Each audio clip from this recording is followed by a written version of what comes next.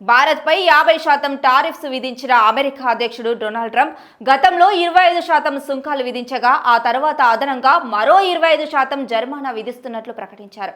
Russia నుంచి భారత్ ముడి చమురు కొనుగోలు చేసుకుని ప్రయోజనాలు పొందుతుందని ఆరోపిస్తూ ట్రంప్ ఈ మేరకు నిర్ణయం తీసుకున్నారు. ఈ నేపథ్యంలోనే రష్యా చమురును కొనుగోలు చేస్తున్నందుకు భారత్పై యుఎస్ విమర్శలు చేస్తున్నప్పటికీ ఇండియా కూడా కౌంటర్ అటాక్ చేస్తుంది. అయితే అమెరికా, యూరోపియన్ యూనియన్ దేశాలు కూడా రష్యా నుంచి చాలా దిగుమతులు చేసుకుంటున్నాయని ఆరోపించింది. తాజాగా ట్రంప్ కి షాక్ ఇచ్చేలా ఓ సంచలన నిర్ణయం తీసుకుంది భారత్.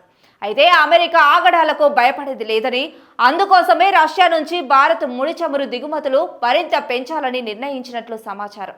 సెప్టెంబర్లో ఈ దిగుమతులు 10 నుంచి 20% వరకు పెంచే అవకాశం ఉందని తెలుస్తుంది. అంటే రోజుకు దాదాపు 3 లక్షల బ్యారెల్స్ ను అదనంగా కొనుగోలు చేయాలని భారత్ ప్లాన్ వేసింది. ప్రస్తుతం భారత్ రష్యా నుంచి 40% క్రూడ్ ఆయిల్ ను మాత్రమే దిగుమతి చేసుకుంటుంది. ఇందుకోసం రష్యా ఒక బ్యారెల్ కు $2 నుండి $3 డిస్కౌంట్ కూడా అందజేస్తుంది.